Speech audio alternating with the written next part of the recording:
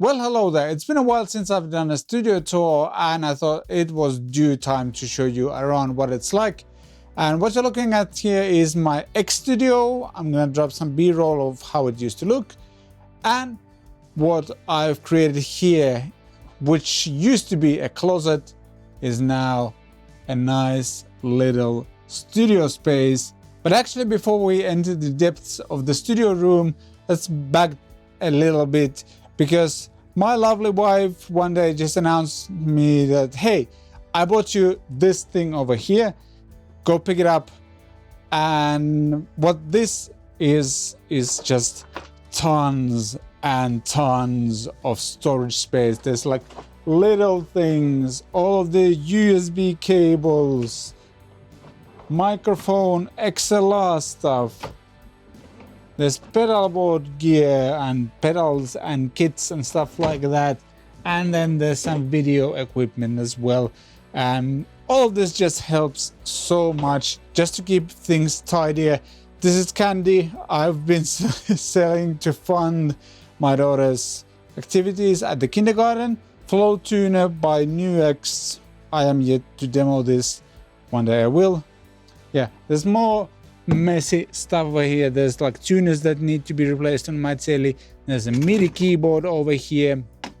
There's the Friedman IRX hanging out there as well. And also, kind of for inspiration, all the CDs and DVDs we own are here, which is kind of cool. But let's dive into the studio itself. And something that you probably haven't seen even in the previous iteration of this, but stuff used to be here on the floor. So during the last summer, so summer 2024, we went shopping and I bought myself this shelf, which allows me to have like 3 tiers of stuff. There's a pedal board underneath over here, which is a pedal board by Palmer. I don't really have too much going on there right now. There's just an overdrive pedal and a Rev G3 and a power supply, but they're kind of waiting there for a pedal board to be assembled. Then there's the Boss ME90B, and these arrived yesterday actually as I was shooting this video. NUX small bass amp and acoustic amp as well, which actually can host acoustic IRs, and I can't wait to try this out. Same goes for this one. It looks small, but I think it's probably quite powerful. Then if we go up here, and let me use this nifty remote to turn on some lights so we can see more. There you go. That's how the studio looks now. Microphone wise, I'm using the Lewitt Ray, which is basically the Lewitt LCT 440, but with some like proximity compensation stuff. Works really well. I love this microphone. It sounds amazing. I've been recording both my own vocals and other people's vocals with it as well. It just sounds really good. There's some guitars. I swap these from time to time just to have different instruments here every now and then. Badges from various events I've attended, just kind of memorabilia type of stuff. There's 2 displays over here. There's one here on the left, and then the main one, obviously. And just for the visuals, I open up one of the Logic projects that I have going on. I'm mixing this song for a client. And yeah, let's take a quick look of what's here. First of all, there's this little shelf that allows me to slide this MacBook Pro 14-inch, I think it's 2022 or 23 model, whatever it is.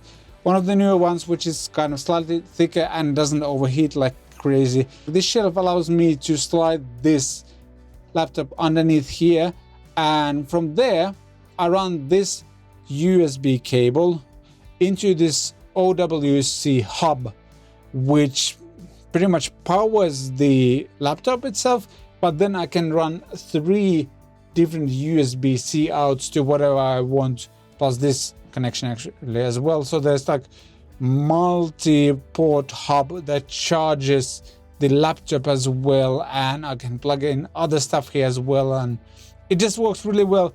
My idea here was that whenever I work on the laptop in our living room, for example, or if I'm traveling, when I get back, all I have to do is to plug this one cable in, and everything is connected. The audio interface is connected, the ATEM switcher is connected, the USB hub here is connected, like everything works with just one cable, and so far it's been working great. Audio interface wise, I'm still using the Audient ID44.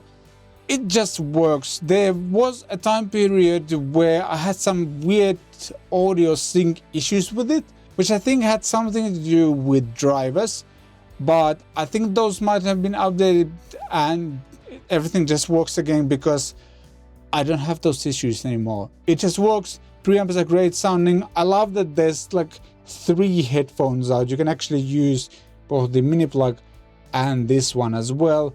The mixer software works great. It's easy to route like system audio, so you can record like a stereo track of what's going on here on the computer easily.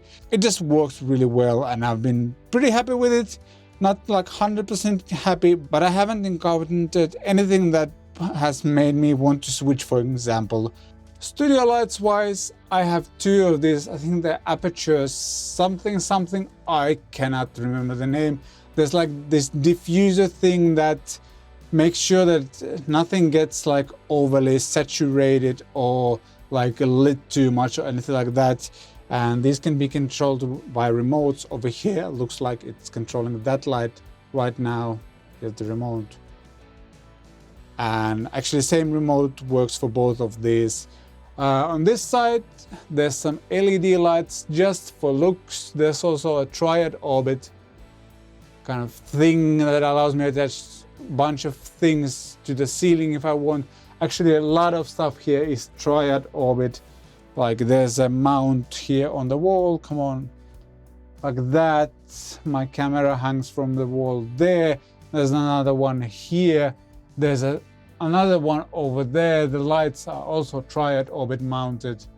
And yeah, this thing is super modular. It's expensive, but once you invest into one, like it's really hard to go back to anything else. It's just so good.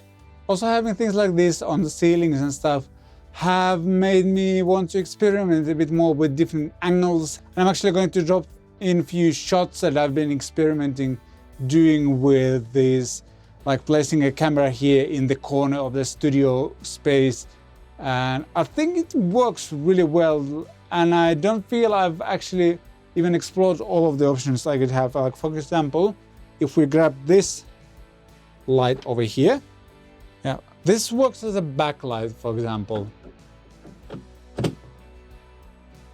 There you go. And let's turn the camera on over here.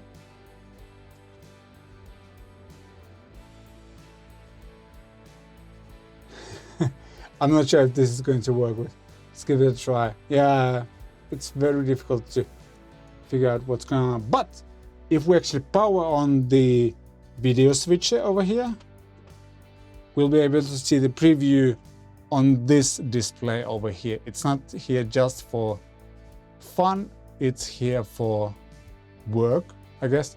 Actually, you can see on my face, like over there,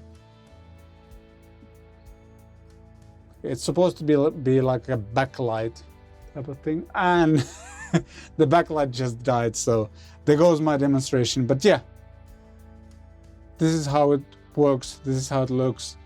This screen is connected to the ATEM mini switcher over here, and that allows me to record a bunch of cameras at the same time.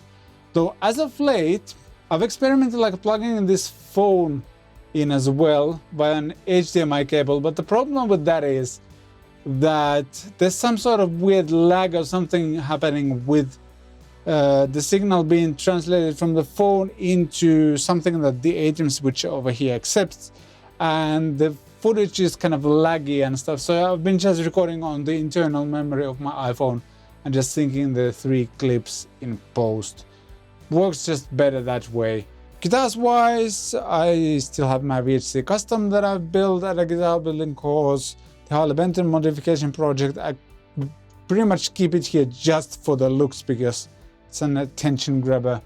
I also have some other instruments hanging on the walls. There's my Sterling bass, a Jet JS is 400 camera's going crazy, never mind that. Studio monitor wise, I've been stuck with Focal CMS 50s for many years now, and I don't actually plan to switch anytime soon. They just work, and I'm so used to the sound that just makes my mixing so much easier. And software wise, I'm still using Logic Pro X. Love that thing. There's been some major updates as of late to it, and it just keeps getting better and better. For video editing, I'm still using the DaVinci Resolve, and I actually recently switched to the paid version, and boy, what an upgrade that was, because the automatic subtitling software on DaVinci Resolve is amazing. Like, even with my broken English, like, it's able to pick like 95% of what I'm saying correctly, unlike YouTube's own software that tries to like do captions, what's going on.